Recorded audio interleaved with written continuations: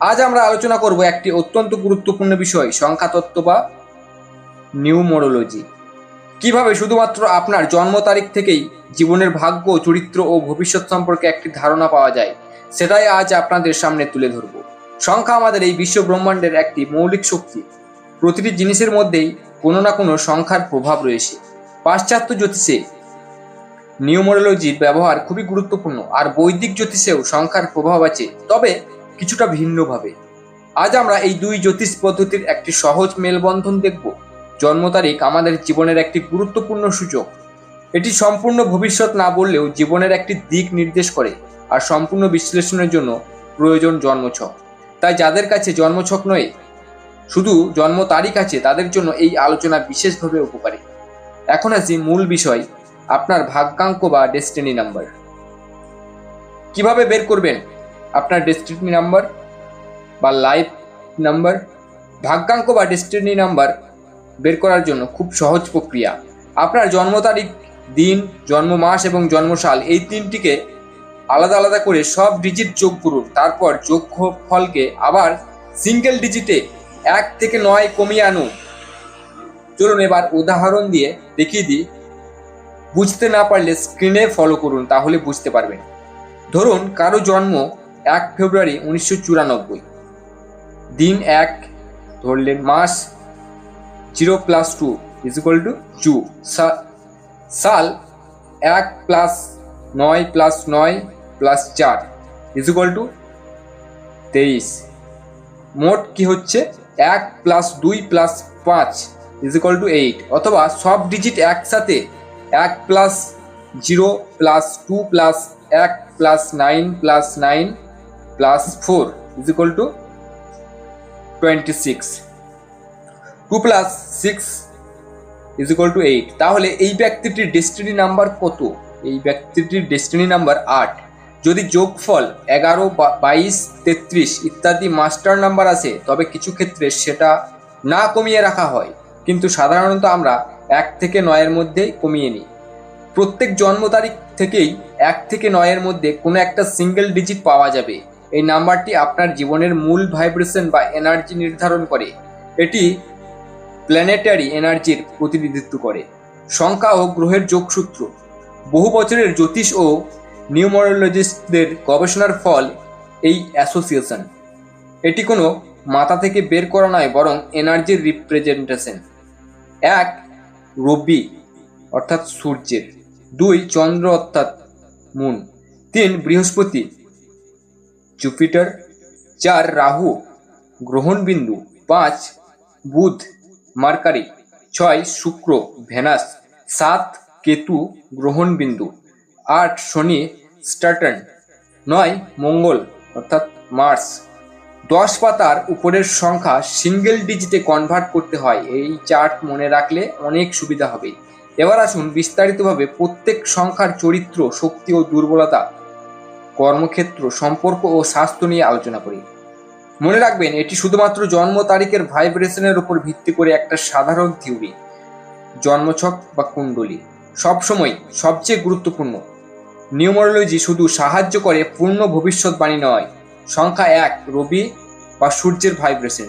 যাদের destiny number 1, তারা সূর্যের তেজস্বী এনার্জি নিয়ে জন্মান। এরা স্বাভাবিক, নেতা, আত্মসম্মানবোধ খুব প্রবল, নিজের মিশন ও লক্ষ্যে অটল থাকতে ভালোবাসেন। খ্যাতি ও সাফল্যের শিখরে পৌঁছানোর তীব্র ইচ্ছা থাকে। পড়াশোনায় উচ্চাকাঙ্ক্ষী, কাজের ক্ষেত্রে লিডারশিপে দক্ষ, কারো অধীনে কাজ করতে পছন্দ করেন না।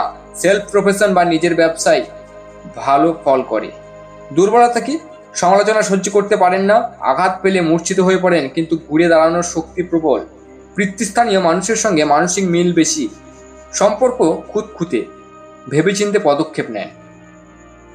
কর্মক্ষেত্র কিরকম হবে? প্রশাসন, রাজনীতি, ব্যবসা, লিডারশিপের যে কোনো কাজ। সংখ্যা 2 চন্দ্রের ভাইব্রেশন। চন্দ্রের প্রভাবে এরা কল্পনাপ্রবণ, আবেগপ্রবণ, রোমান্টিক, প্রশংসা পেতে ভালোবাসেন। আর্ট, কালচার, চিকিৎসা, সেবায় প্রাকৃতিক প্রতিভা। মনের গভীরতা অনেক বুঝতে পারে না, ফলে ভুল বোঝাবুঝি হয়। আঘাত পেলে খুব ভেঙে পড়েন। সম্পর্ক কিরকম হবে? বিবাহিত জীবনে রোমান্টিক হতে পারেন, কিন্তু আত্মীয় স্বজনদের সঙ্গে মতের অমিল থাকতে পারে। কর্মক্ষেত্র art, music, nursing, counselling, creative field. এবার আছে সংখ্যা 3 অর্থাৎ বৃহস্পতির ভাইব্রেশন। বৃহস্পতির প্রভাবে উচ্চাকাঙ্ক্ষী, জ্ঞান পিপাসু, শিক্ষা ও গবেষণায় উৎসাহী, টিচার, অ্যাডভাইজার, ম্যানেজমেন্টে দক্ষ। জ্ঞানের অহংকার থাকতে পারে, মুখের ওপর সোজা কথা বলেন, এতে শত্রু তৈরি হয়। সম্পর্ক কেমন কাটবে? প্রেমে সাবলীল নন, প্রফেশনাল লাইফকে প্রাধান্য দিয়ে ফ্যামিলিতে ডিস্টারবেন্স হতে পারে। কর্মক্ষেত্রে শিক্ষা, আইন, কাউন্সেলিং, রিসার্চ। এবার আসি চতুর্থ অর্থাৎ রাহুর ভাইব্রেশন। রাহুর অস্থির এনার্জি, দ্রুত সিদ্ধান্ত, হঠকারিতা, সাহস, প্রতিশোধপ্রিয়তা, দৈত্য স্বভাব। ভালো হলে অসাধারণ, খারাপ হলে বিপথগামী। পুলিশ, রেল, দমকল, রেস্কিউ, সফটওয়্যার, গুপ্তবিদ্যায় সাফল্য এদের আসতে পারে। সম্পর্কের ক্ষেত্রে প্রেম স্থায়ী হয় না, শারীরিক চাহিদা বেশি, তৃতীয় ব্যক্তির প্রেমে জড়ানোর সম্ভাবনা। সংখ্যা 5 বুধের ভাইব্রেশন। বুধের চঞ্চলতা, ছটফটে বুদ্ধিমান, শর্টকাট প্রিয় মিশুকে, বাক্যবাগীশ, লক্ষ্যে অটল, বাণিজ্য, শেয়ার, ইলেকট্রনিক্স, শিক্ষা প্রতিষ্ঠানে কিন্তু সাফল্য। সম্পর্কের ক্ষেত্রে দাম্পত্য সুখী, কিন্তু গুপ্ত প্রেম বা এক্সট্রা অ্যাফেয়ারের সম্ভাবনা খুব বেশি। বুধ খারাপ হলে মিথ্যা বলা বা চালাকির প্রবণতা। স্বাস্থ্যের দিক থেকে নার্ভাস সিস্টেম, শ্বাসকষ্ট হতে পারে।